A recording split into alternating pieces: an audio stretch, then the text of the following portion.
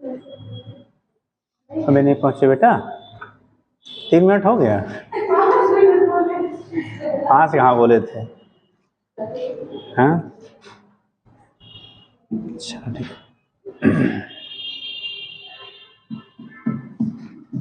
तो next heading होगा बेटा element of earth magnetic field. Next heading करो।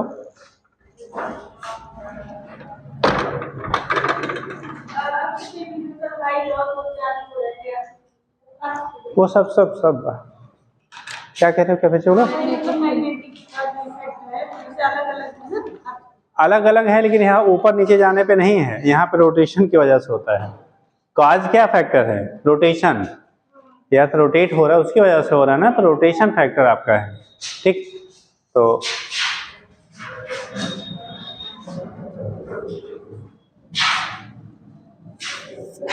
एलिमेंट हेडिंग करेगा element of earth magnetic field.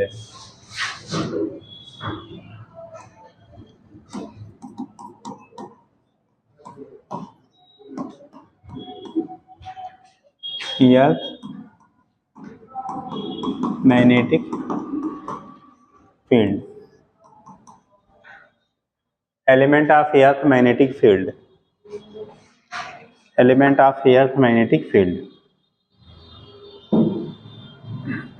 देखो element of earth magnetic field का मतलब जिसके बिहाफ पे हम लोग पूरे अर्थ मैग्नेटिक को क्या करते हैं, स्टडी करते हैं बेटा, उसे कहते हैं element of earth magnetic field. तब जिसके बिहाफ पे हम लोग कंप्लीटली स्टडी कर रहे हैं किसके, अर्थ मैग्नेटिज्म की, उसी को टर्म दे लेते हैं या क्या, element of earth magnetic field. अब इसमें जैसे मैग्नेटिक आपने पढ़ा होगा डिक्लिनेशन या एंगल ऑफ डिक्लिनेशन कह लेते हैं। ठीक, आपने पढ़ा होगा angle of dip, angle of dip और horizontal component of earth magnetic field. 3 term हम लोग पढ़ते हैं बेटा, angle of declination, angle of dip या उसी को एंगल ऑफ इंक्लाइनेशन भी बोलते हैं, और तीसरा होता है horizontal component of earth magnetic field. ठीक, तो ये 3 हमारे एलिमेंट के टर्म में हम लोग स्टडी करते हैं, जो मैग्नीट्यूड और डायरेक्शन वगैरह का डिस्कस किया जाता है। तो लिख लीजिएगा the magnitude and direction of, the magnitude and direction of, the magnitude and direction of magnetic field of earth, the magnitude and direction of magnetic field of earth at a place, come here beta, at a place, at a place are completely given by, are completely given by certain quantities, completely given by certain quantities, given by certain quantities known as magnetic element, known as magnetic element। उसी को नाम देते बेटा हम लोग क्या, magnetic element कहते हैं, नोन एज मैग्नेटिक एलिमेंट। हो गया, नोन एज मैग्नेटिक एलिमेंट। लिखिएगा, इसमें पहला लिखिएगा एंगल ऑफ डिक्लिनेशन, इसी को मैग्नेटिक डिक्लिनेशन भी कहते हैं। हाँ, angle of declination, angle of declination, जरा समझ लो बेटा।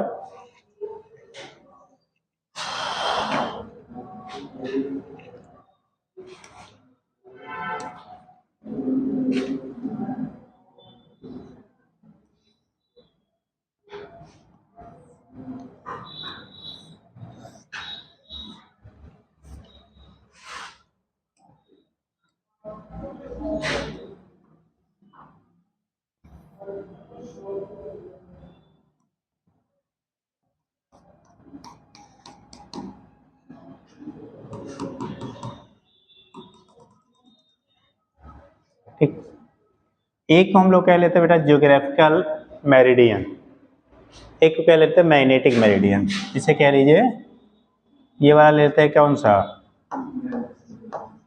Magnetic meridian. और इसे कह लिया आपने जियोग्राफिकल मेरिडियन, मैग्नेटिक मेरिडियन और जियोग्राफिकल मेरिडियन। तो जो मैग्नेटिक मेरिडियन है बेटा और जियोग्राफिकल मेरिडियन के बीच का एंगल होता है उसे एंगल ऑफ डिक्लिनेशन कहते हैं। इसी को हम लोग थीटा से रिप्रेजेंट कर लेते हैं। किससे रिप्रेजेंट कर लेंगे? थीटा से।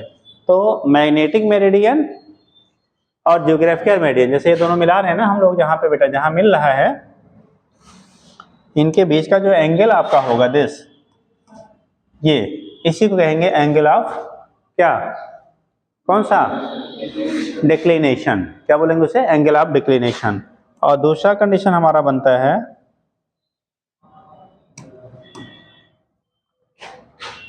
देखो, जैसे इसे अगर हम लोग vertical component of earth magnetic field और इसे horizontal component of earth magnetic field कह लिया जाए, ठीक। तो रिजल्टेंट जो मैग्नेटिक फील्ड आपका होगा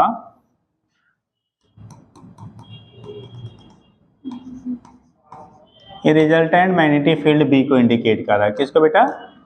रिजल्टेंट मैग्नेटिक फील्ड बी। तो जो रिजल्टेंट मैग्नेटिक फील्ड है, जो रिजल्टेंट आपका मैग्नेटिक फील्ड बी है, और जो हॉरिजॉन्टल कंपोनेंट ऑफ क्या मैग्नेटिक फील्ड आपका है, हॉरिजॉन्टल कंपोनेंट आपका मैग्नेटिक फील्ड, इसी को बीवी और बीएच से भी दिखाते हैं। आपने जिस टर्म में पढ़ा होगा, वी मतलब वर्टिकल, आप ऐसे भी लिखा हुआ मिल जाएगा आपको वीबी से, और इसे क्या बीएच। तो vertical component of magnetic field, ये horizontal component of magnetic field है। इन दोनों का रिजल्टेंट जो है ये बी से हम लोग रिप्रेजेंट कर रहे हैं। तो horizontal component of earth magnetic field और रिजल्टेंट मैग्नेटिक फील्ड के बीच का जो एंगल होता है इसी को एंगल ऑफ डिप कहते हैं, फाई। क्या बोलेंगे उसे? एंगल ऑफ डिप फाई कहेंगे। यानी कि resultant magnetic field, angle between the resultant magnetic field and horizontal component of earth magnetic field is called angle of dip, and the angle between geographical meridian and magnetic meridian is called angle of declination. ठीक, बात समझ में आया? और जो आपको geographical meridian है और बेटा मैग्नेटिक मेरिडियन है, उनके बीच के एंगल को हम लोग कहते हैं एंगल ऑफ डिक्लिनेशन। क्या बोलेंगे उसे? Angle of declination. किसके बीच में? Geographical meridian and magnetic meridian. और एंगल ऑफ डिप किसे बोलोगे? Horizontal component of earth magnetic field and resultant magnetic field, vertical नहीं, रिजल्टेंट मैग्नेटिक फील्ड के बीच का जो एंगल आपका होगा उसे एंगल ऑफ डिप कहते हैं। तो लिखिएगा, ऐसे फोटो बना लो आप लोग भी, तब लिखो।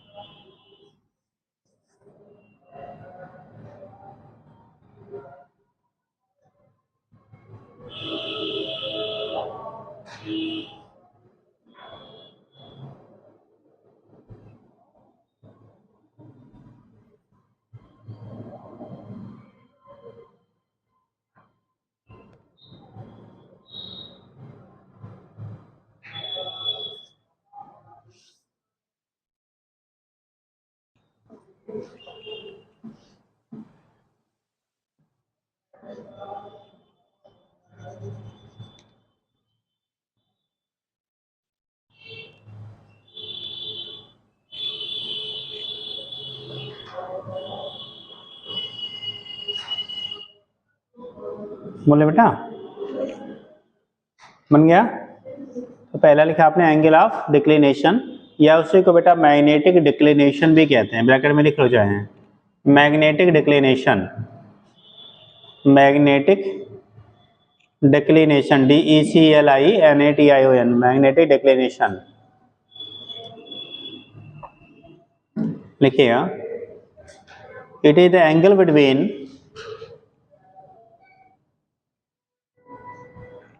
it is the angle between geographical meridian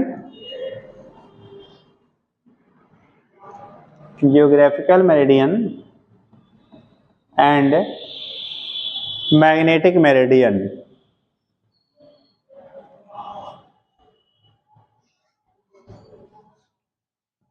and magnetic meridian हो गया, geographical meridian and magnetic meridian.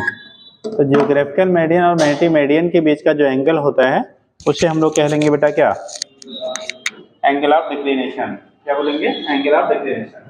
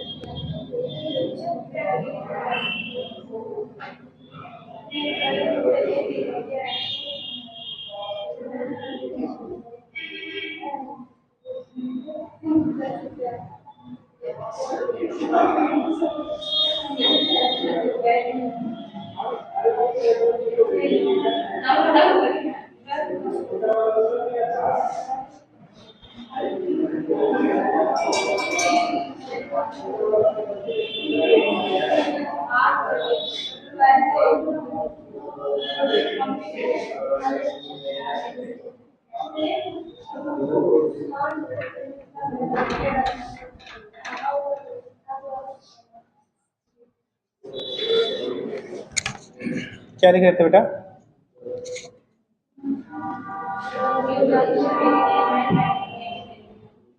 Angle of declination हो गया ना। तो ये जियोग्राफिकल मेरिडियन और मैग्नेटिक मेरिडियन के बीच का जो एंगल होता है बेटा उसी को आपने कहा था एंगल ऑफ डिक्लिनेशन कहते हैं। अब आप दूसरा आता बेटा एंगल ऑफ डिप, सेकंड लिखिए। एक चीज नहीं, अभी नहीं, एक चीज और समझ लीजिए, जो एंगल ऑफ डिक्लिनेशन हम लोग देते हैं ना वो किधर से ले रहे हैं, ठीक, एक्सिस के बेस पे ईस्ट वेस्ट के टर्म में भी दिया जाता है, ईस्ट और वेस्ट के टर्म में भी दिया जाता है। तो जरा उसको लिख लीजिएगा नेक्स्ट लाइन से, declination at a place, declination at a place is expressed as, declination at a place is expressed as, declination at a place is expressed as, declination at a place is expressed as theta naught E. इसमें express करते बेटा ऐसे, theta naught east and theta naught west, theta naught east, theta degree east और theta degree west, ठीक, depending upon theta degree east and theta degree west, या and की जगह are कर लो, एंड की जगह आर कर लो, क्योंकि या तो ईस्ट में करेंगे या तो बेटा वेस्ट में करेंगे, दोनों से साथ में नहीं करते हैं। थीटा डिग्री ईस्ट और थीटा डिग्री वेस्ट, ठीक, थीटा डिग्री ईस्ट और theta degree west, depending upon whether, depending upon whether the north pole of the, depending upon whether the north pole of the compass needle, north pole of the compass needle lies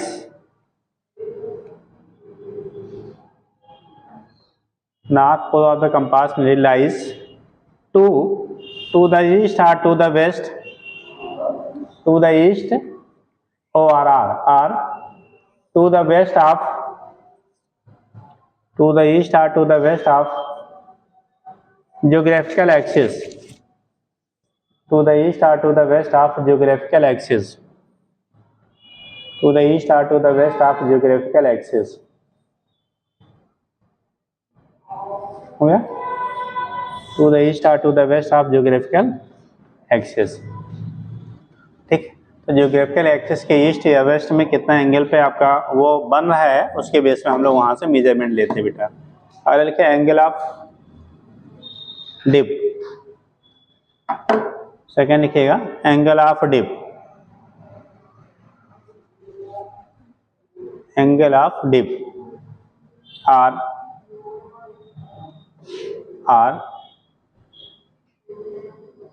इसी को angle of inclination भी बोलते बेटा, or angle of inclination, angle of dip or angle of inclination represent करते किससे बेटा, phi से। Angle of dip or angle of inclination represented by phi, ठीक। Angle of dip or angle of inclination represented by क्या हो जाएगा बेटा, phi, ठीक। तो लिखिएगा इसमें ये एंगल किसके बीच का बताया गया, direction of total magnetic field B and क्या, horizontal component of earth magnetic field, या उसी को हॉरिजॉन्टल क्या लाइन ऑफ मैग्नेटिक मेरिडियन भी कह लेते हैं, क्योंकि जो हॉरिजॉन्टल ये मैग्नेटिक मेरिडियन है इसी को हॉरिजॉन्टल लाइन जो होगा हॉरिजॉन्टल मैग्नेटिक फील्ड के क्या होगा, डायरेक्शन में ही होता है। तो कहीं कहीं ऐसा भी लिखा जाता है horizontal line of magnetic meridian. तो दोनों टर्म में अगर कहीं मिलेगा तो कंफ्यूज मत होइएगा, horizontal component of earth magnetic field या हॉरिजॉन्टल क्या एक्सिस ऑफ मैग्नेटिक मेरिडियन, दोनों सेम सेम होता है, ठीक है। तो लिखिएगा क्या लिखा बेटा, it is the angle between the direction of intensity of total magnetic field, direction of intensity of total magnetic field of earth, direction of total magnetic field of earth and direction of total magnetic field of earth, total magnetic field of earth and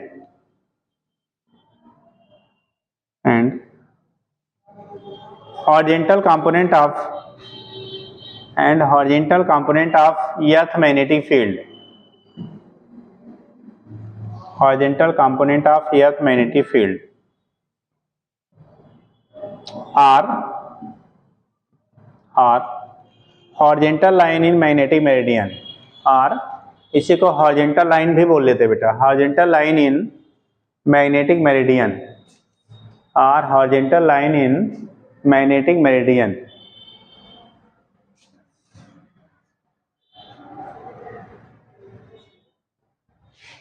हो गया, horizontal line in magnetic meridian. तो इसके base पे हम लोग यहाँ से बेटा क्या करते हैं, रिप्रेजेंट कर लेंगे क्या होता है एंगल ऑफ डिप और एंगल ऑफ डिक्लिनेशन। इसे आपने फाई से दिखा लिया, उसे थीटा से दिखा लिया। नेक्स्ट लिखेंगे अगला सब heading, horizontal component of earth magnetic field, horizontal component of earth magnetic field, horizontal component of earth magnetic field,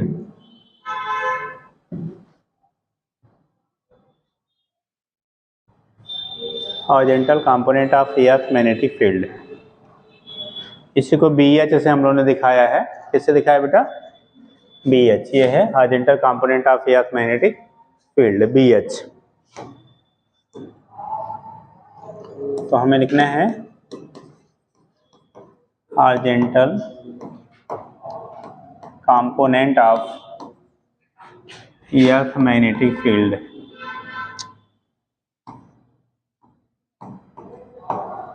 earth magnetic field. जो अर्थ मैग्नेटिक फील्ड का हॉरिजॉन्टल कंपोनेंट है, horizontal component of earth magnetic field, ठीक। तो इसे बोलते हैं horizontal component of अर्थ, क्या बोलेंगे बेटा, मैग्नेटिक फील्ड। यहाँ पे क्या होता है, किसी भी पोजीशन पे जो हॉरिजॉन्टल कंपोनेंट आपका है मैग्नेटिक फील्ड का, ठीक, हॉरिजॉन्टल कंपोनेंट आपका मैग्नेटिक फील्ड का है, जैसे रिजल्टेंट वैल्यू बी लिया आपने, तो ये टोटल वैल्यू कितना है आपका, बी है, ठीक। हॉरिजॉन्टल कंपोनेंट BH है, थीट फाई कितना है, एंगल कितना है, फाई है। तो हम लोग जिसका कंपोनेंट तोड़ोगे बेटा, तो BH की जो वैल्यू मिलेगी ये B cos थीटा के क्या, cos फाई के क्या हो जाएगा भाई, थीटा। जैसे हम लोग वहाँ थीटा के साइड के कंपोनेंट cos थीटा कहते थे, फाई के साइड के कंपोनेंट क्या कहलाएगा, cos फाई कहलाएगा। तो यहाँ से bs की वैल्यू निकालोगे तो b cos फाई आएगा, और अगर bb की वैल्यू निकालोगे, किसकी वैल्यू, bb की वैल्यू, तो b क्या आएगा, sin फाई के बराबर हो जाएगा। फिलहाल हमें जरूरत किसकी है, cos वाले की, ठीक। तो अगर टोटल मैग्नेटिक फील्ड की वैल्यू आपको दी गई है तो उसका हॉरिजॉन्टल कंपोनेंट आएगा bs की वैल्यू b cos फाई, और bb की वैल्यू आएगा b sin फाई, और रिजल्टेंट वैल्यू अगर b का निकालना है, bh और bb दोनों नोन हो, तो under root bb square plus bh square का क्या हो जाएगा, बराबर हो जाएगा। तो नीचे लिखिएगा, earth magnetic field is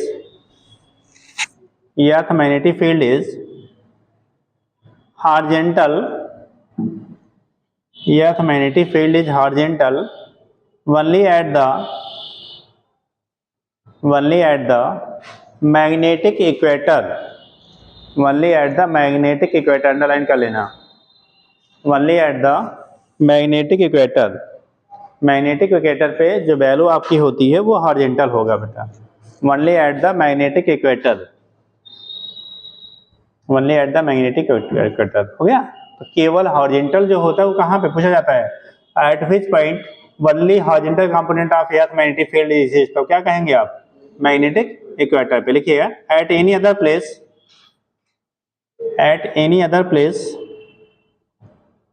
the total intensity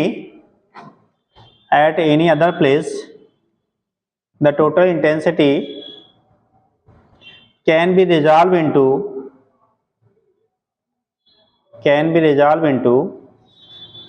horizontal component BH, and vertical component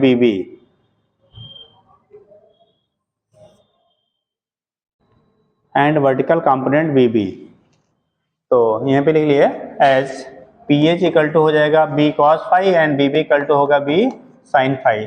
दोनों को अगर हम लोग स्क्वायर कर दिया जाए, स्क्वायर रूट ले लिया जाए दोनों का, तो उस कंडीशन में क्या आएगा, b under root bh square plus bb square equal to कितना आएगा, b के आ जाएगा। तो इस केस में आपका हो जाएगा, यहाँ से जब निकालोगे इन दोनों का स्क्वायर करोगे, तो इन दोनों स्क्वायर को स्क्वायर करेंगे तो आएगा bh square plus bb square, और bh की value b square cos square theta, b square sin square theta, दोनों में b स्क्वायर कॉमन होगा तो sin square theta plus cos square theta equal to 1 हो जाता है। तो यहाँ से अगर स्क्वायर किया जाए बेटा, तो bb square plus bh square equal to होगा, bb की वैल्यू कितनी आ रही है, b cos bb की वैल्यू b sin थीटा है, रुक जाओ,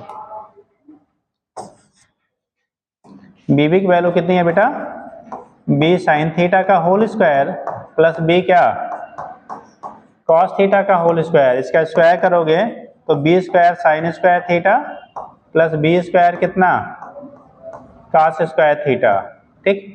अब यहाँ से b स्क्वायर कॉमन हो जाएगा आपका, तो ब्रैकेट में आ गया बेटा sin स्क्वायर थीटा प्लस कितना, cos square theta equal to हो गया bb square plus bh square. ये फैक्टर कितना होता है, 1, तो बचेगा हमारा, यानी कि bb square plus bh square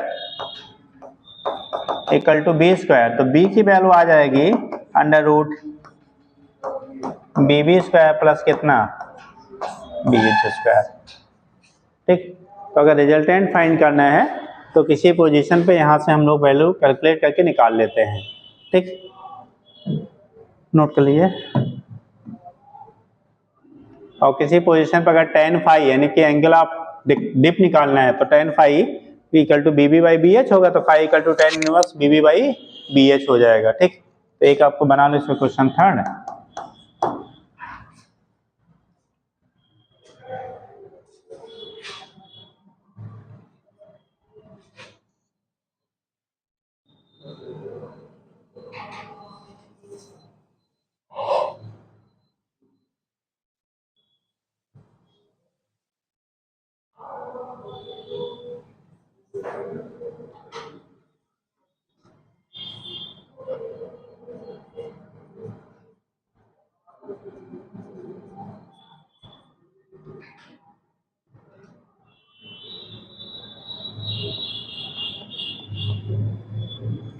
बोले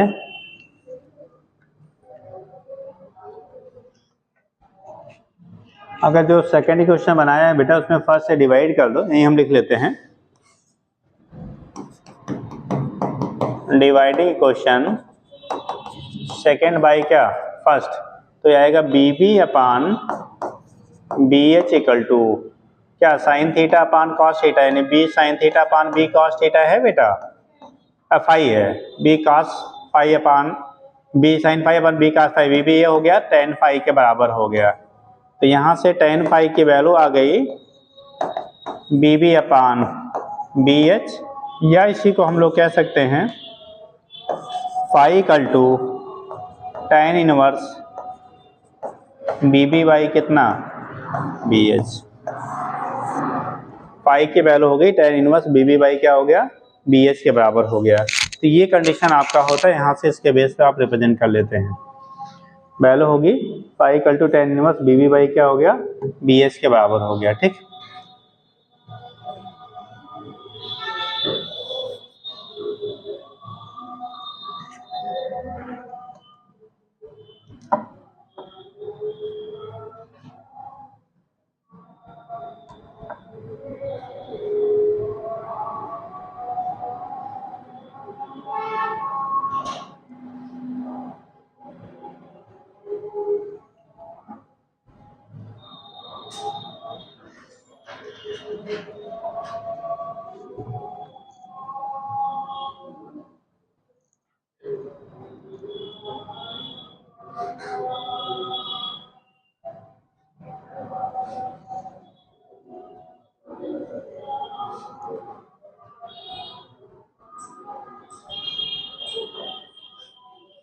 हो गया इतना। तो ये केस होता है, सीधा बनता है बेटा। अगर बाय द वे इस पर न्यूमेरिकल डिजाइन करेंगे तो उस केस में अगर रिजल्टेंट वैल्यू दी होगी तो टेन फाई आपको गिवन रहे, फाई की वैल्यू गिवन रहेगी, वहां से हॉरिजॉन्टल कंपोनेंट हम निकाल लेते हैं। मतलब जो भी होगा सीधा सीधा फार्मूले पे ही यहाँ पे क्वेश्चन डिजाइन होता है, तो उसमें चेंजेस नहीं होती हैं। तो सीधा जो भी रहेगा, अगर आपको रिजल्टेंट वैल्यू और हॉरिजॉन्टल कंपोनेंट दिया है तो वर्टिकल पूछ लेगा, वर्टिकल हॉरिजॉन्टल दिया है तो रिजल्टेंट पूछ लेगा, या वर्टिकल हॉरिजॉन्टल दिया है तो आपका क्या एंगल ऑफ डिप पूछ लेगा। ठीक, तो यहाँ से निकाल लेना, और वैसे है तो वहां से निकाल लीजिएगा। ठीक है, तो नेक्स्ट हेडिंग करेंगे अगला magnetic map, magnetic maps.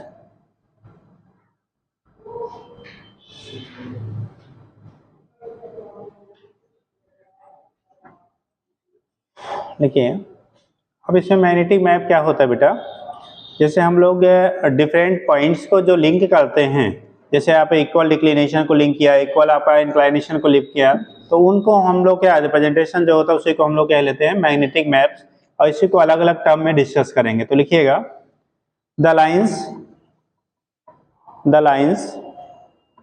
Are drawn, the lines are drawn खींचा जाए, are drawn DRAWN drawn, joining all places, lines are drawn joining all places on the earth, joining all places on the earth having same value of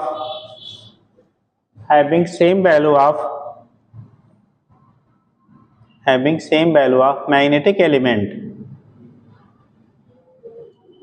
having same value of magnetic element, same value of magnetic element. हो गया,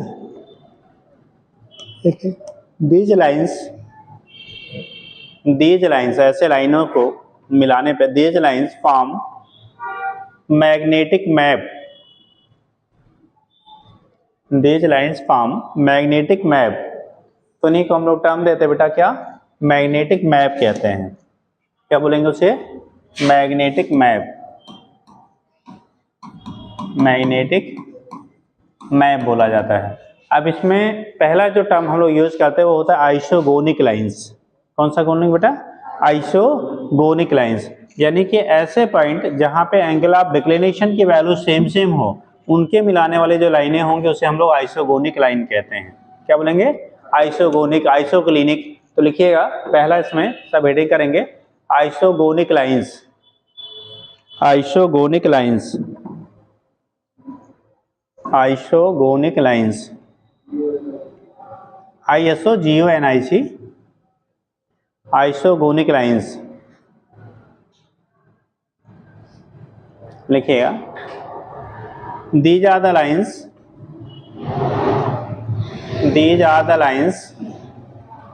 on the magnetic map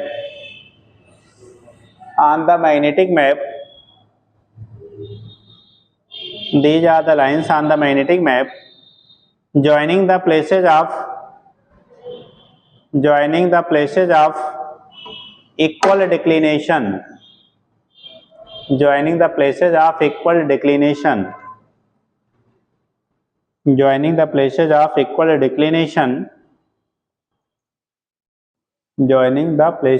equal declination is called isogonic lines.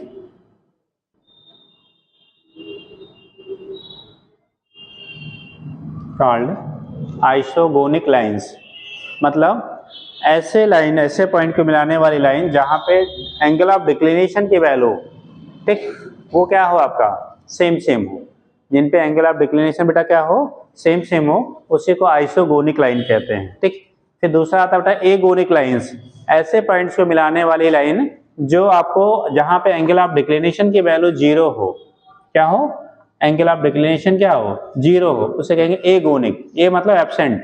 ठीक, तो जहां पे angle of declination 0 है उन्हें मिलाने वाली जो लाइन होगी उसे एगोनिक लाइन कहेंगे। और आइसो मतलब सेम होता है, आइसो मतलब क्या सेम। तो जहां पे एंगल ऑफ क्या डिक्लिनेशन सेम हो उन पॉइंट को मिलाने वाली लाइंस को आपने कहा आइसोगोनिक, और जहां पे एंगल ऑफ डिक्लिनेशन 0 है उन पॉइंट को मिलाने वाली लाइन को क्या बोलेंगे हम लोग एगोनिक लाइन बोलेंगे। तो दूसरा लिखेंगे एगोनिक लाइंस। पहला था आइसोगोनिक, क्या था आपका आइसोगोनिक लाइंस, दूसरा क्या हो गया बेटा agonic lines. Isogonic lines and agonic lines. ठीक, तो लिखिएगा एगोनिक लाइंस। ये थ्योरेटिकल पॉइंट्स हैं बेटा। ठीक, तो हमेशा नहीं आते हैं, लेकिन जब आते हैं तो फ्री का नंबर रहता है, आपको कोई समय नहीं लगता। अगर टर्म्स मालूम है तो बोल देगा आइसोगोनिक लाइंस आर। ठीक, तो क्या होगा डिफाइन रहेगा, 4 ऑप्शन बना देगा, उसी में से खाली आपको क्या रीड करिए तो आप लगा दीजिए, लेकिन ये रेगुलर वाले नहीं है। ठीक, चलिए लिखिएगा एगोनिक लाइंस। लिखिए the lines which passes through places having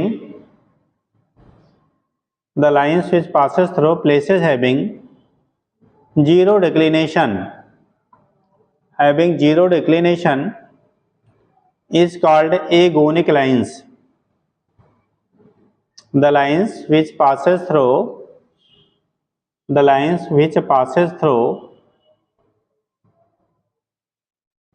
places having zero declination is called agonic lines. उसे क्या बोलते बेटा एगोनिक लाइंस कहते हैं। Is called agonic lines. हो गया, मतलब उन पॉइंट को मिलाने वाली लाइन जहां पे बेटा एंगल ऑफ डिक्लिनेशन की वैल्यू 0 हो उसे एगोनिक, जहां पे बराबर हो वहां पे आइसोगोनिक। ठीक, तीसरा आइसोक्लिनिक लाइंस।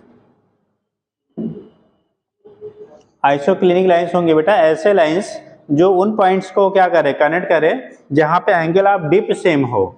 कौन सा एंगल ऑफ डिप की वैल्यू जिन पॉइंट पे सेम है उन्हें मिलाने वाली लाइंस को हम लोग कहेंगे क्या आइसोक्लिनिक लाइंस। क्या आइसोक्लिनिक, अब यही याद कर लो, घर पे रटने की जरूरत नहीं है। आइसोगोनिक, ठीक, क्या जहां पे सेम एंगल ऑफ डिक्लिनेशन था। एगोनिक जहां पे 0 एंगल ऑफ डिक्लिनेशन था। आइसोक्लिनिक जहां पे सेम एंगल ऑफ डिप होगा। ए क्लिनिक जहां पे 0 एंगल ऑफ डिप होगा। ठीक, तो लिखिएगा आइसो क्या लिखा है बेटा क्लिनिक लाइंस। लिखिएगा these are the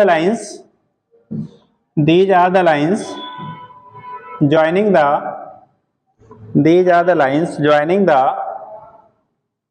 point of these are the lines joining the points of equal depth points of equal depth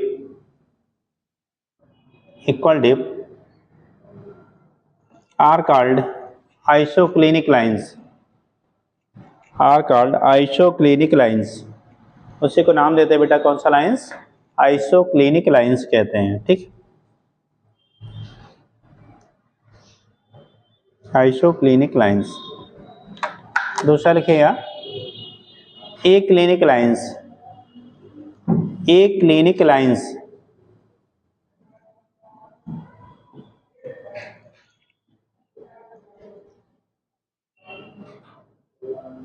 एक्लिनिक lines. ठीक, देखिए the line joining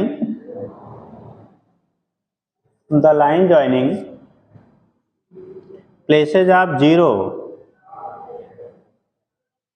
the line joining places of zero angle of dip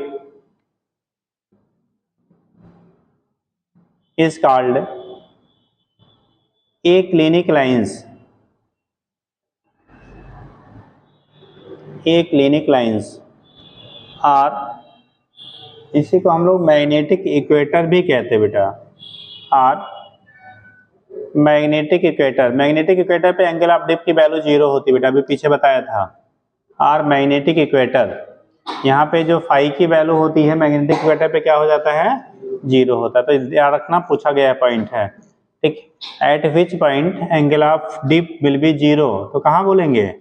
magnetic equator पे। ठीक, अगला लिखिएगा next आइसोडायनेमिक lines.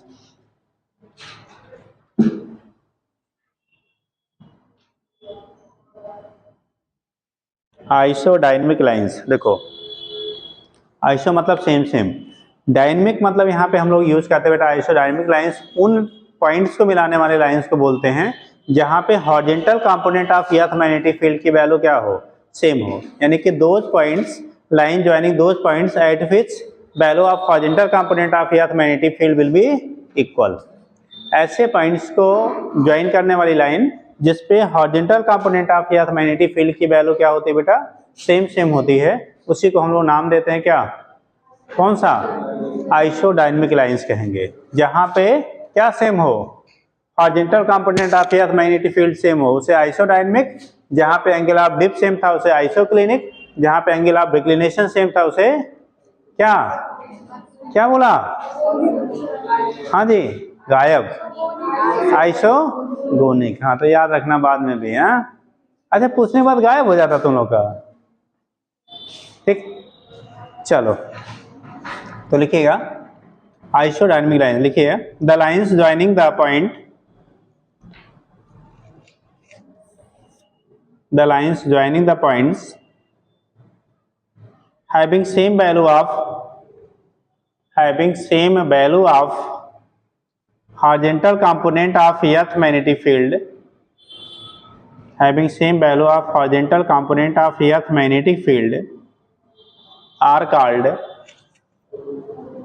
horizontal component of earth magnetic field are called isodynamic lines, are called isodynamic lines। क्या बोलेंगे बेटा उसे? Are called isodynamic lines.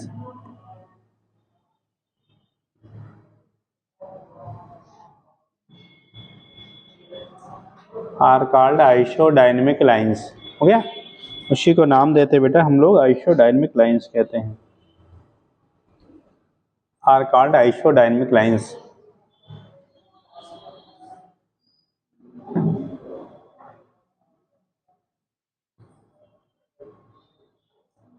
हो गया, तो उसी को टर्म दिया बेटा आइसोडायनेमिक लाइंस कह लेते हैं। नेक्स्ट लिखेंगे एक टर्म आता है न्यूट्रल पॉइंट या नल पॉइंट कहते हैं बेटा। लिखिए neutral point.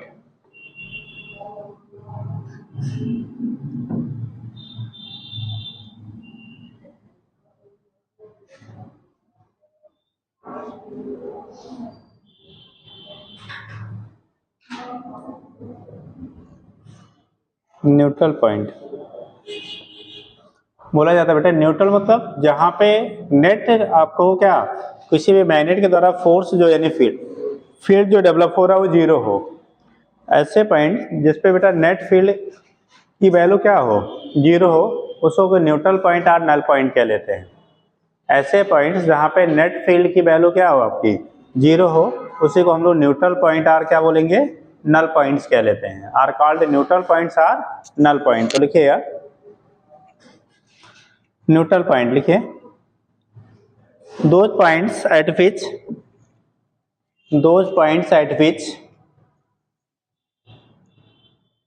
the resultant magnetic field, those points at which the resultant magnetic field is zero, those points at which the resultant magnetic field is zero, ठीक, called neutral point. और जब हम लोग इसी को मैथमेटिकली डिफाइन करते हैं बेटा, ठीक, किसी बार मैग्नेट की वजह से जब निकाला जाता है, नेक्स्ट टाइम से लिखिएगा,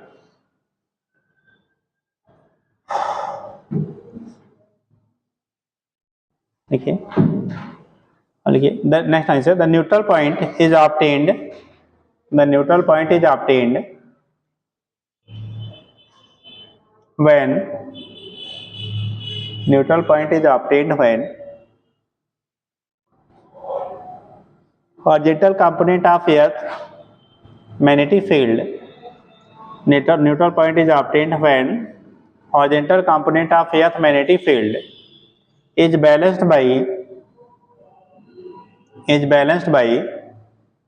horizontal component of earth magnetic field is balanced by field produced by the magnet, is balanced by field produced by the magnet, balanced by field produced by the magnet।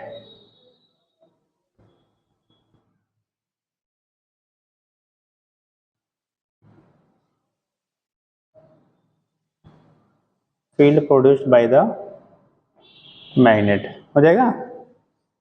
ये case आपका होता है, यहाँ से हम लोग दिखा देते हैं, ठीक। तो उसी को हम लोग कह लेते हैं, जो फील्ड प्रोड्यूस हो रहा है मैग्नेट के द्वारा, वो horizontal component of earth magnetic field से क्या हो जाए, बैलेंस अगर हो रहा है, तो उसी को हम लोग कह लेंगे न्यूट्रल पॉइंट कह लेंगे, ठीक। तो वहाँ पे जो कंडीशन आप निकालोगे, यानी कि बी की जो वैल्यू है किसी पॉइंट पे, जो हमारा क्या किसी बार मैग्नेट की वजह से फील्ड मिलेगा, उसकी वैल्यू अगर हॉरिजॉन्टल कंपोनेंट यानी बी एस से क्या हो जाए आपका, बराबर हो जाए, तो वो दोनों एक दूसरे को बैलेंस कर देंगे बेटा, उसी को हम लोग कह लेंगे न्यूट्रल पॉइंट और नल पॉइंट कह लेंगे, ठीक। एक मिनट, सिलेबस किसी के पास था, उसके लिए यहाँ से डिलीटेड है, दिखाओ। मुझे लगता है अब कंपोनेंट भी डिलीट ही कर दिए हैं, लेकिन क्वेश्चन बनाए हैं फिर, है कि फट गया? अरे कोई बात नहीं, हाँ दिख जाएगा। इंटर कंपोनेंट को भी यहाँ से थोड़ा सा कुछ पोर्शन यहाँ से भी हटा दिए इन्होंने।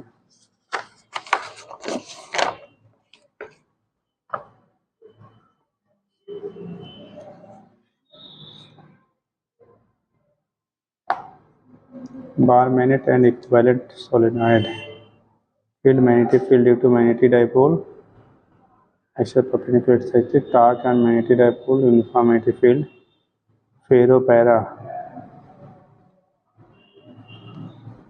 चलो ये हो गया बेटा, टेंजेंट लॉ वगैरह हटा दिए हैं, फिलहाल इसको भी इन्होंने रिप्लेस ही किया है, ठीक। तो पहले हुआ करता था बेटा टेंजेंट लॉ वगैरह, लेकिन अभी इसको सारे हटा दिया गया है, ठीक है। तो रिप्लेस कर दिया है, वाइब्रेशन मैग्नेटोमीटर वगैरह भी इन्होंने रिमूव कर दिया है। उसके बाद मैग्नेटिक फील्ड एलिमेंट को भी हटा दिया, लेकिन चूँकि उसके यूजेज आते रहते तो उससे उसको बता दिया गया है। आगे आप लिख लेंगे टॉर्क एंड मैग्नेटिक डाइपोल हो ही गया है, para dia and ferro magnetic substances, ठीक। डाया पैरा एंड फेरो क्या, मैग्नेटिक मटेरियल्स, ठीक है। और उसके बाद इसको इन्होंने यहाँ से खत्म कर दिया, फिर electromagnetic induction and alternating current आपका है, ठीक। नेक्स्ट तब हेडिंग करिए, उसमें क्वेश्चन तो खूब बनते थे लेकिन हटा दिए उधर बेटा। टेंजेंट लॉ हो गया, किसी बार मैग्नेट की वजह से फील्ड वगैरह, वो सारी चीज़ें रिमूव कर दिया है, तो कोई मतलब नहीं है। अब चूंकि इसके लिए हमें थोड़ा रिलेट करके क्वेश्चन डिजाइन करते हैं इसलिए इसको बता दे, वैसे हटा तो इसको भी दिया है लेकिन उसको थोड़ा पूछा जाता है तो बता दिया गया। ठीक, चलिए नेक्स्ट लिखेंगे। कितने बजे छुट्टी हो रही है बेटा आजकल तुम लोगों की? 4 बज जाता है, चलो अच्छा। लिखिएगा heading magnetic material. Next heading करिएगा मैग्नेटिक मटेरियल। मैग्नेटिक मटेरियल पकड़ा दो बेटा।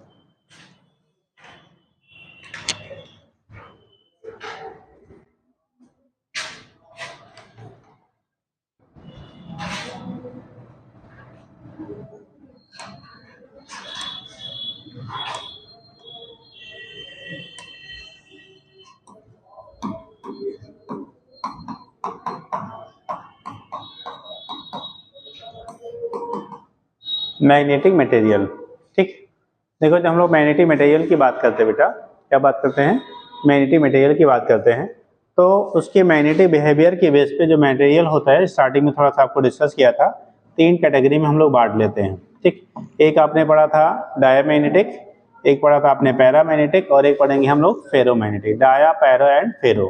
केमिस्ट्री में हम लोग फिलहाल डाया और पैरा पढ़ते हैं। ठीक है, फिलहाल यहाँ पे डाया, पैरा और फेरो तीनों पढ़ते हैं। कितने लोग बताओगे बेटा क्या होता है डाया, पैरा, फेरो? बताओ।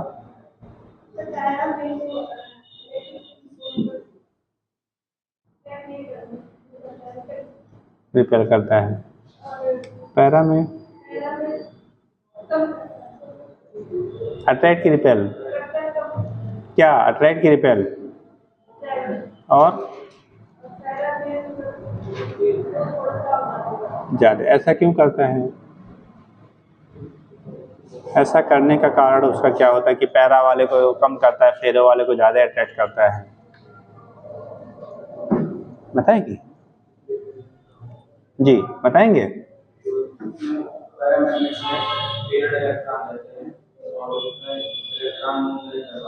किसमें? पैरा में? अच्छा डाय में, हाँ। और पैरा में?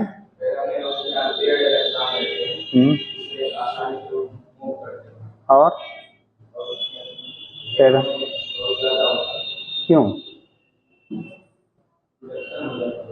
नहीं, क्यों क्यों पैरा ऐसा क्यों नहीं कर रहा है, पैरों में ज्यादा क्यों हो रहा है, ये तो पूछा गया। आप लोगों को और देवी देवतागण बताओगे? डाया, पैरा, फेरो मटेरियल तो आपने पढ़ा होगा। तो जैसे बोला गया डाया वो स्लाइटली रिपेल हो रहा है मैग्नेटिक फील्ड में, पैरा को आपने कहा स्लाइटली अट्रैक्ट हो रहा है, फेरो को क्या आपने स्ट्रांगली उसके रिस्पेक्ट में अट्रैक्ट हो रहा है। तो ये स्ट्रांग और वीक क्यों रिपल्सन अट्रैक्शन हो रहा है? तो मैग्नेटाइजेशन क्यों उसमें ज्यादा हो रहा है, उसका भी कारण होगा ना। कोई बताएगा भाई? बैठ। देखो होता क्या है बेटा, जो इंटरेक्शन हमारा होता है, क्या होता है? इंटरेक्शन होता है मैग्नेटिक फील्ड में डिफरेंट मटेरियल्स का, वो डिपेंड करता है उसके पास जो अवेलेबल पेयर्ड और अनपेयर्ड इलेक्ट्रॉन्स हैं।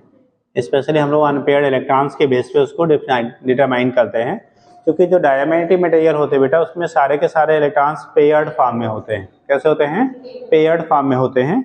इसीलिए जब एक्सटर्नल मैग्नेटिक फील्ड में हम लोग उसे रखते हैं ना तो स्लाइटली वो रिपेल होता है बेटा। सारे के सारे कैसे हैं? पेयर्ड हैं, तो वहाँ पे स्लाइटली क्या होता है आपका? रिपल्सन होता है जब हम लोग एक्सटर्नल फील्ड में रखते हैं। तो जो डायामैग्नेटिक है वो स्लाइटली यानी वीकली रिपेल होता है। ठीक, जस्ट इसी का अपोजिट जब हम लोग पैरामैग्नेटिक लेते हैं वो वीकली अट्रैक्ट होता है। क्या करेगा? वीकली अट्रैक्ट होता है, क्योंकि उसके पास अनपेयर्ड इलेक्ट्रॉन होते हैं। लेकिन जो पैरामैग्नेटिक मटेरियल लेते हैं बेटा उस पर नंबर ऑफ अनपेयर्ड इलेक्ट्रॉन जो होते हैं 1 और 2 होते हैं, एक या क्या होंगे? 2 होंगे। ठीक, तो अनपेयर्ड इलेक्ट्रॉनों के जो नंबर होते हैं आपका पैरामैग्नेटिक मटेरियल में वो 1 और 2 होते हैं। तो इसलिए यहाँ पे क्या इंटरेक्शन तो होता है लेकिन क्या होता है आपका? वीक होता है। जब फेरो की हम लोग बात करते हैं, ये तो पैरा की कहानी हो गई, और जब फेरो की हम लोग बात करते हैं बेटा तो फेरो में जो वैल्यू मिलता है ये 3 और मोर, क्या 3 या 3 से ज्यादा अनपेयर्ड इलेक्ट्रॉन होंगे। जितने ज्यादा अनपेयर्ड इलेक्ट्रॉन होंगे उतना ही मैग्नेटिक फील्ड में उनका इंटरेक्शन स्ट्रांग होगा। उतना ही मैग्नेटिक फील्ड में इंटरेक्शन की वैल्यू क्या होगी आपकी, स्ट्रांग होती है। इसीलिए फेरोमैग्नेटिक मटेरियल जो होता है वो स्ट्रांगली अट्रैक्ट होते हैं फील्ड की डायरेक्शन में, जबकि आपका पैरा वाला जो होता है वीकली अट्रैक्ट होता है और फेरो वाला वीकली क्या होता है, रिपेल होता है। तो इसके बेस पर हम लोग यहाँ से दिखा लेते हैं डाया, पैरा और फेरो की क्या कंडीशन बनेगी। तो लिखिएगा मैग्नेटिक मटेरियल लिखना, on the basis of mutual interaction,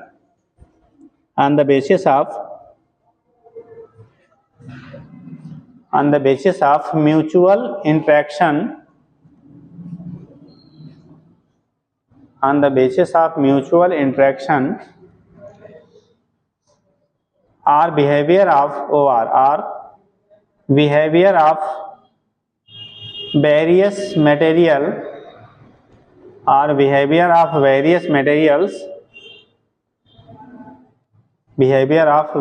materials in an external magnetic field, various materials in an external magnetic field,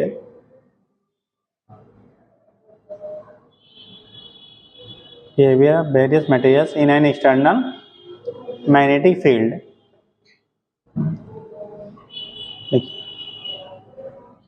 Materials are divided in three main categories. Materials are divided in three main categories.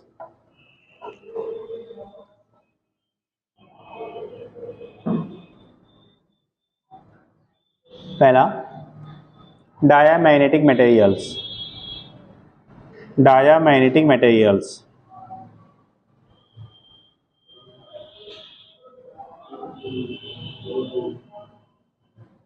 देखो it is ऐसे कर लो, जो diamagnetism होता है बेटा ना, पूछा जाता है ये इंट्रिंसिक प्रॉपर्टी है या एक्सट्रिंसिक, इंट्रिंसिक और एक्सट्रिंसिक। तो ये इंट्रिंसिक प्रॉपर्टी में आता है, तो पॉइंट कर लेना, एक बार बहुत पहले पुटअप हुआ था। देखिए diamagnetism is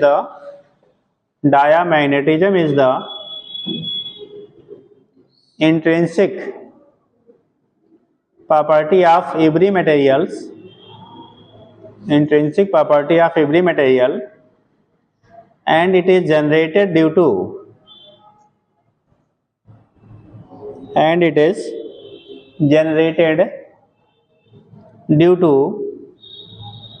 mutual interaction between the applied magnetic field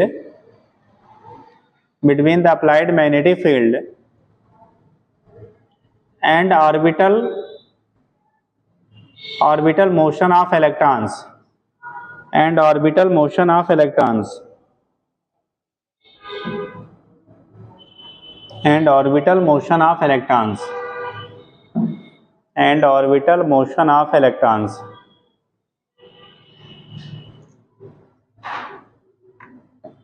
orbital motion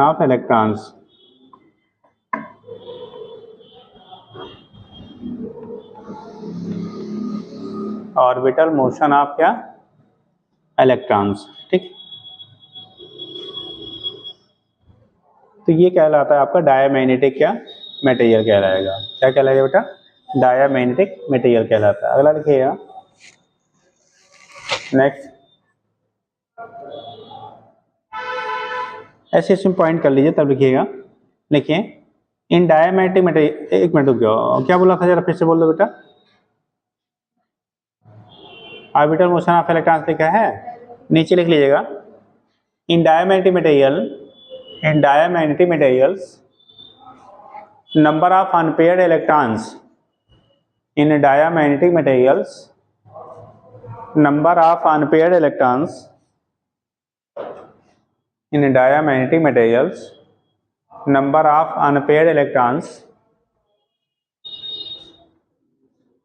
number of unpaired electrons क्या होता है, विल बी 0। इसके पास कोई भी अनपेयर्ड इलेक्ट्रॉन्स नहीं होते हैं। ठीक, अनपेयर्ड नहीं होंगे, सारे के सारे पेयर्ड है, तो इस केस में मैग्नेटिक फील्ड में वो इंटरेक्ट नहीं, जितना वो होगा एक साइड में दूसरा उतने साइड में नेट वैल्यू 0 हो जाती है। ठीक, इसीलिए नेट रोटेशन आपका 0 होता है। दूसरा रखेंगे फेरोमैग्नेटिक मटेरियल। फेरोमैग्नेटिक मटेरियल बेटा।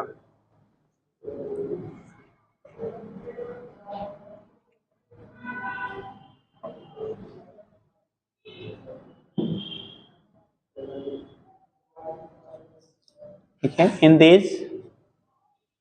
these materials the inner orbits of atoms are the inner orbits of atoms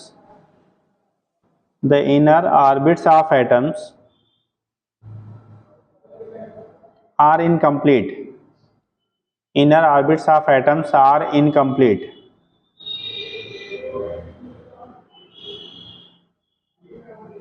And electron spins are uncoupled, मतलब सारे के सारे पेयर्ड में नहीं होंगे। And electron spins are and electrons spin, इलेक्ट्रॉनों का जो स्पिन होता है आर अनकपल्ड। अनकपल्ड मतलब पेयर्ड के फॉर्म में नहीं है, जोड़े में नहीं होते, uncoupled. Okay, so on applying magnetic field,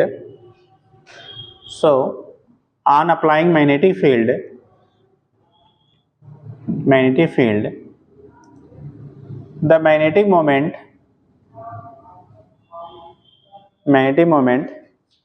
generated due to spin motion align due to spin motion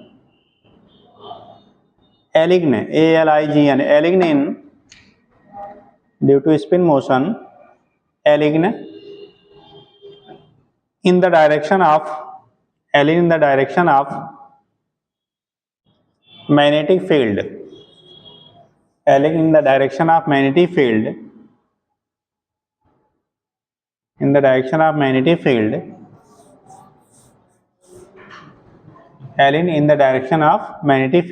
and induces magnetic moment in its direction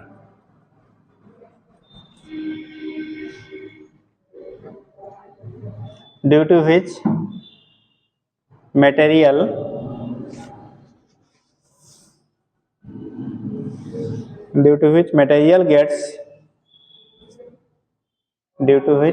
gets weakly magnetized या feebly magnetized कह लेते हैं। Material gets weakly या weakly magnetized।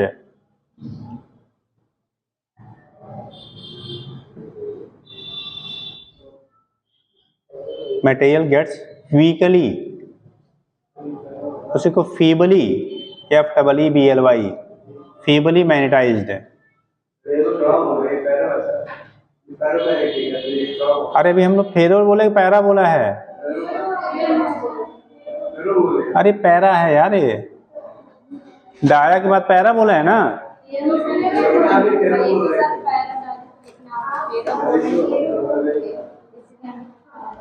ये para है बेटा, PARA लिख लो, para को डिफाइन हम कर रहे हैं।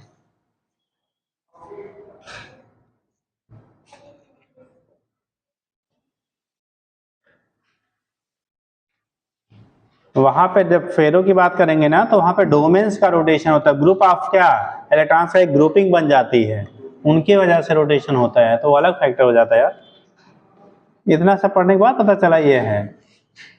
चल लिखो, क्या लिखा बेटा? फेबली मैग्नेटाइज्ड लिखिए।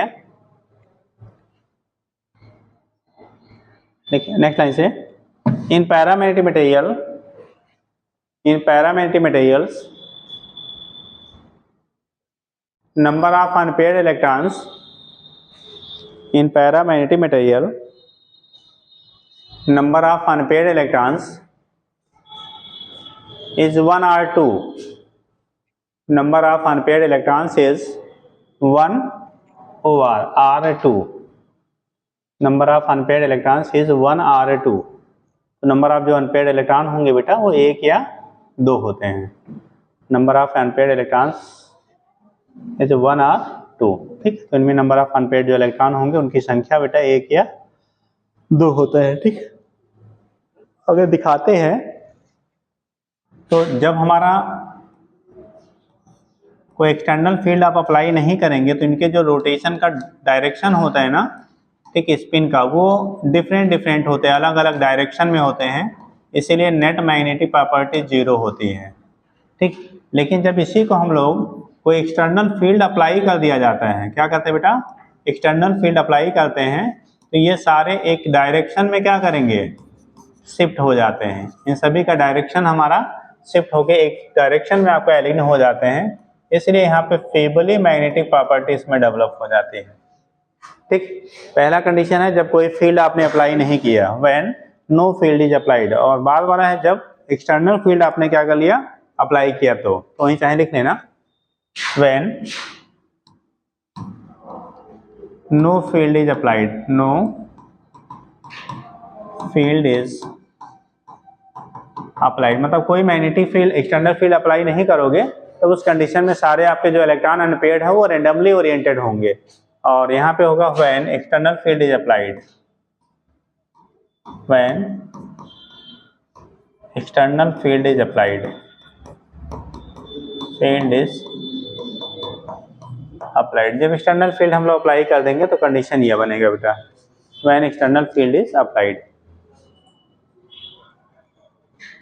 हो गया, लास्ट लिखिएगा,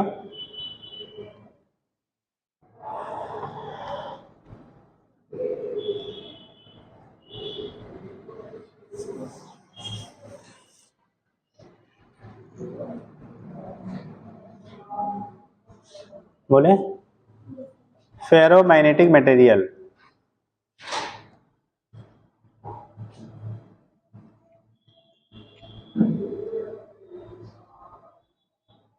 फेरो FERROMAGNETIC, ferromagnetic materials, ferromagnetic materials.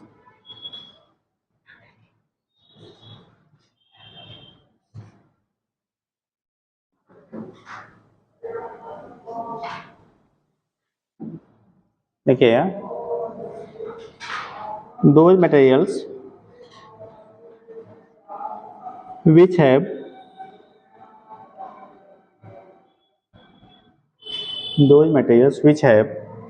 permanent atomic magnetic moment, which have permanent atomic magnetic moment and have strong tendency to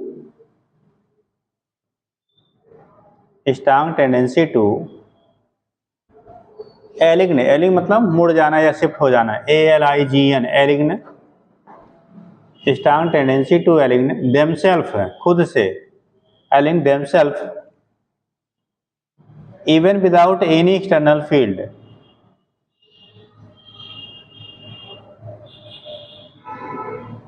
themselves even without any external field,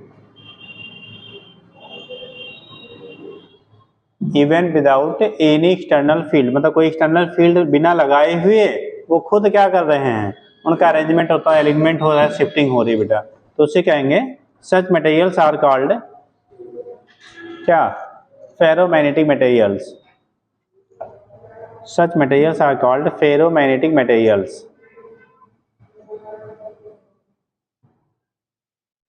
हो गया, such materials are called ferromagnetic materials. देखिएगा next line से, in ferromagnetic material, in ferromagnetic materials,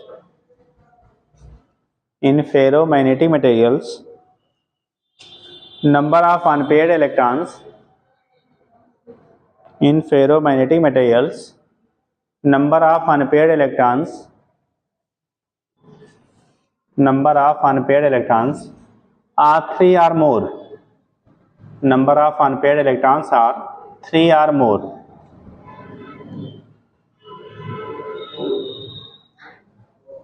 हो गया, इनमें unpaired इलेक्ट्रॉनों की number बेटा 3 या 3 से क्या होते हैं, ज्यादा होते हैं। जो फेरोमैग्नेटिक मटेरियल होते हैं ये अगर मैग्नेटिक फील्ड में आप रखोगे तो तेजी यानी स्ट्रांगली अट्रैक्ट होते हैं, और नंबर ऑफ अनपेयर्ड इलेक्ट्रॉन 3 या 3 से ज्यादा होते हैं। इनमें जो आपके अनपेयर्ड इलेक्ट्रॉन होते हैं वो डोमेन के फॉर्म में एग्जिस्ट करते हैं। जैसे यहाँ इंडिविजुअली एक एक अलग अलग शिफ्ट क्या अरेंजमेंट था, यहाँ पे बेटा ग्रुप ऑफ अरेंजमेंट हो जाता है। जैसे आप क्लास में बैठते हो ना, तो किसी के एक ग्रुप होता है, दूसरे का दूसरा ग्रुप होता है, तो इस टाइप का ग्रुप वाइज वहाँ पे क्या होता है, डिवाइड हो जाते हैं। ठीक, तो ग्रुप वाइज डिवीजन होने की वजह से नेट उसमें मैग्नेटिक मोमेंट पाया जाता है, लेकिन उस एक एक किसका जो डोमेन बन रहा है उनका। ठीक, बट अगर कोई एक्सटर्नल फील्ड अप्लाई नहीं करते तो सारे डोमेन भी इस तरह से क्या करते हैं, डिस्ट्रीब्यूटेड होते हैं कि रिजल्टेंट वैल्यू लगभग 0 हो जाती है। जैसे अभी सीट अपना बेंच जो बना हुआ किसका बना हुआ है, मेटल है, क्या है, आयरन है। ठीक है, अरे अब वुडन पोर्शन छोड़ दो, तो आयरन क्या है, आयरन कैसा होता है, डायामैग्नेटिक, पैरामैग्नेटिक कि फेरोमैग्नेटिक, फेरोमैग्नेटिक मतलब चुंबकीय है। ठीक, अब लौह चुंबकीय है तो उस कंडीशन में इसको तो अट्रैक्ट होना चाहिए था ना, बट एक शीट दूसरी तरफ खिसक रहा है, क्या नहीं हो रहा है, क्यों क्यों नहीं हो रहा जी,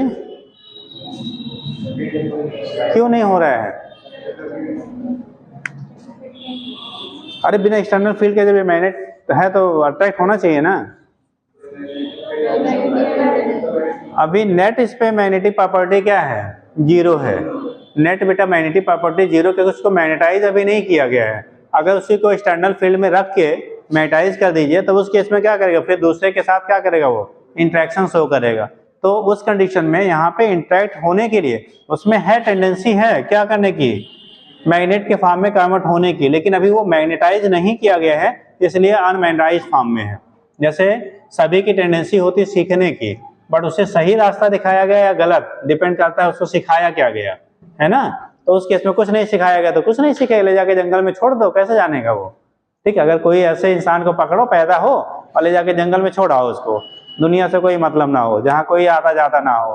ठीक भाई, तो जी गया घास घूस खा के, तो क्या सीख पाएगा, क्या नहीं सीख पाएगा, क्योंकि उसको ऐसा इन्वायरमेंट नहीं दिया गया। ऐसे ही अभी जो आपका है फेरोमैग्नेटिक मटेरियल, बट उसे मैग्नेटाइज नहीं किया गया है, और जब मैग्नेटाइज नहीं किया जाएगा तो कैसा होगा, वो कैसा मैग्नेट की तरह बिहेव करेगा, अभी उसका बिहेवियर मैग्नेट की तरह नहीं है। ठीक, लेकिन अगर उसी को स्ट्रांग फील्ड में आप रख दीजिए, जैसे आपने सुना होगा कि अगर लोहे के किसी टुकड़े को डीप अर्थ में लॉन्ग टाइम तक के लिए क्या बरीड कर दिया, गाड़ दिया जाए, तो धीरे धीरे वो मैग्नेटाइज हो जाता है, यानी उसमें मैग्नेटिक प्रॉपर्टी धीरे धीरे उसमें डेवलप हो जाती है।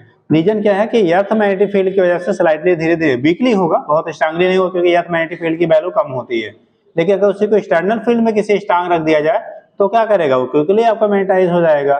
तो उस कंडीशन में जो मैग्नेटाइजेशन आपका हो रहा है due to presence of unpaired electrons and their electrons are क्या exist in the form of domain. Domain मतलब हो गया बेटा ग्रुप ऑफ इलेक्ट्रॉन, यानी कि इलेक्ट्रॉनों का क्या होता है, ग्रुप होता है। तो लिखिएगा, क्या लिख लिया बेटा, कहां तक, 3 or more अनपेयर्ड इलेक्ट्रॉन्स लिखिएगा इन फेरोमैग्नेटिक मटेरियल्स। हाँ जी, अरे ऐसे कोई तरीका है यार कि तुम उठी हो सर घर जाना है, पूछा आपने, पूछा अब पढ़ा कौन रहा, मैं कि ऑफिस में, अभी क्लास में कौन है, मैं हूं कि ऑफिस वाले हैं, तो किससे पहले पूछना चाहिए, फिर इतनी बड़ी हो गई, इतना सेंस नहीं है बेटा। नहीं मैं वो नहीं कह रहा हूँ, आपको जाना है, लेट होता है तो आप जाओ, लेकिन जो भी पढ़ा रहा हो, आज तो मैं पढ़ा रहा हूँ, कल को दूसरा पढ़ा रहा होगा, ऐसे बोरिया उठाओगे लेके चल जाओगे। जब कभी भी क्लास में आना हो या जाना हो, कम से कम जो भी उस समय प्रेजेंट है वहां से परमिशन लेके ही निकला करिए या इंटर किया करिए। ठीक, समझ गई, तुम लोग तो एकदम वो बना दिए हो यार। क्या लिखा बेटा, उसे हम लोग क्या क्या लेते थे, फिर से बोलो यार, ये तो लाइन पॉइंट ही जोड़ दिया, क्या बोला था मैंने, in ferromagnetic materials, in ferromagnetic materials atoms form domains, atom forms domains inside the material, atom forms domains inside the material, atom forms domains inside the material, atom forms domains inside the material। ठीक, देखिएगा different domains, आगे लिखो उसमें, different domains have different direction,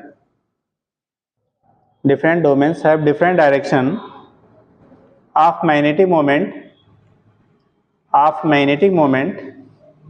and hence of magnetic moment, and hence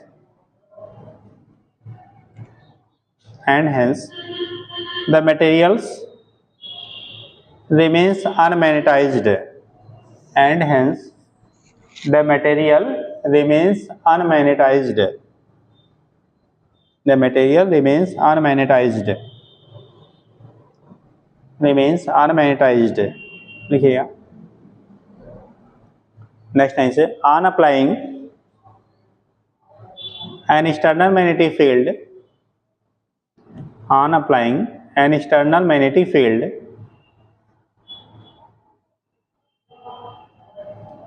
these domains rotate, external magnetic field, these domains rotate and align, align in the direction of magnetic field, and align in the direction of magnetic field।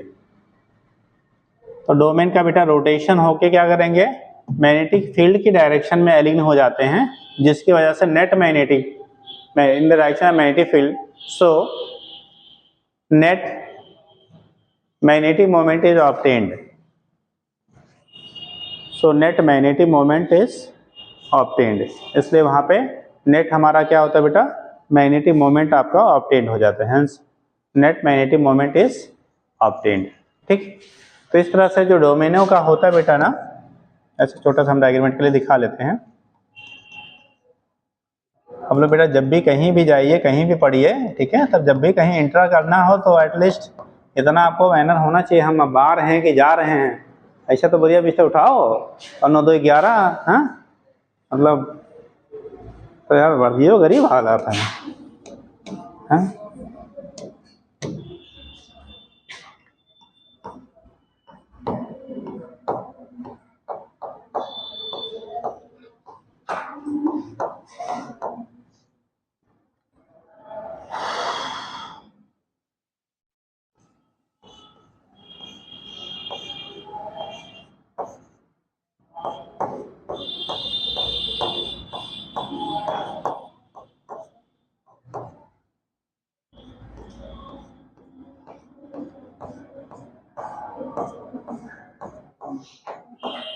ये एक एक domain है बेटा, क्या है, एक एक domain है। तो जो डिफरेंट हम लोगों ने डोमेन्स लिया है ना,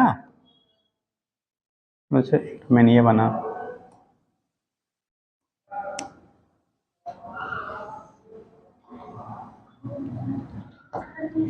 ये अलग अलग डोमेन, अभी कोई फील्ड हमने अप्लाई नहीं किया, इनके अलग अलग डायरेक्शन है, तो सारे एक दूसरे को इस तरह से रिअरेंज होता है कि कैंसिल कर देते हैं नेट मैग्नेटिक मोमेंट को। लेकिन जब इसी को हम लोग एक्सटर्नल फील्ड में रख लेते हैं बेटा, किस में रख लेंगे, एक्सटर्नल फील्ड। अब एक्सटर्नल फील्ड में रखने पे दो सिचुएशन बनता है, एक तो बनता है बेटा अगर एक्सटर्नल फील्ड इतना ज्यादा स्ट्रांग हो कि सारे डोमेनों को एक तरफ रोटेट कर दे, मतलब इन सबके डायरेक्शन को घुमा के एक तरफ कर दे, तो उस केस में जो मैग्नेटिक प्रॉपर्टी डेवलप होगी वो सबसे ज्यादा होगी।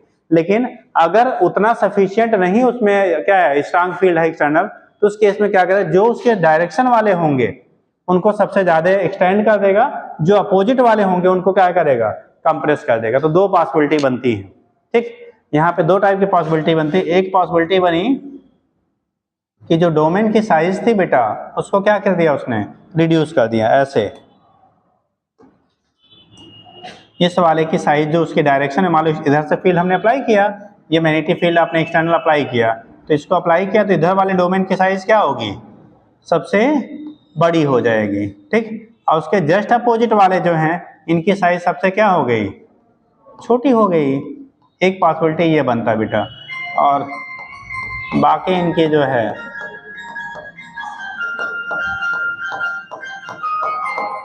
इनकी साइज आपकी कंप्रेस हो गया, क्या हो गया, इनका साइज आपका कंप्रेस हो गया। तो एक पॉसिबिलिटी आपका ये बन रहा है। दूसरा पॉसिबिलिटी बनाओ, हाँ हमारा इसको दोनों हेलो अभी फोन कर रहे हैं। ठीक,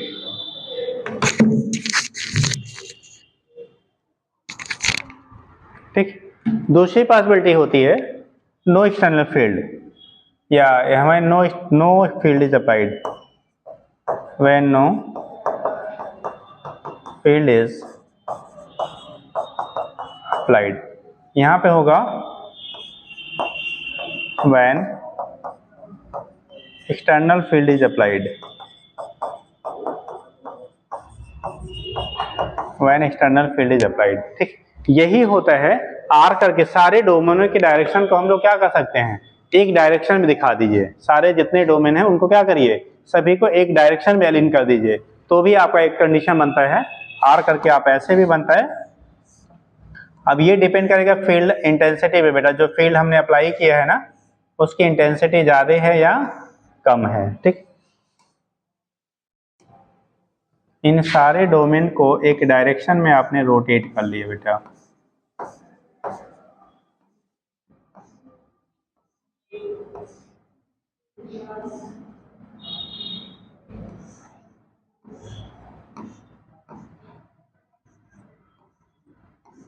सारे डोमेनों का डायरेक्शन क्या हो गया, एक पर्टिकुलर डायरेक्शन में अलाइन हो गया। इस समय आपका जो क्या होगा, ये दोनों सेम सेम कंडीशन है। इस समय जो यहाँ पे क्या होगा, इंड्यूस होगा वो मैक्सिमम होगा। यहाँ पे मैग्नेटिक मोमेंट m की वैल्यू क्या मिलेगी, मैक्सिमम यहाँ पे मिलेगा। यहाँ पे m की वैल्यू क्या मिल रही है, 0 है। ठीक, यहाँ पे m की वैल्यू जो होगी ये m मिलेगा नॉट इक्वल टू 0, 0 से ज्यादा, 0 नहीं है उससे ज्यादा होगा, लेकिन वो वैल्यू उस वाले से क्या होगा, कम होगा। ठीक, चलिए इतना कर लीजिए फिर हल करते हैं।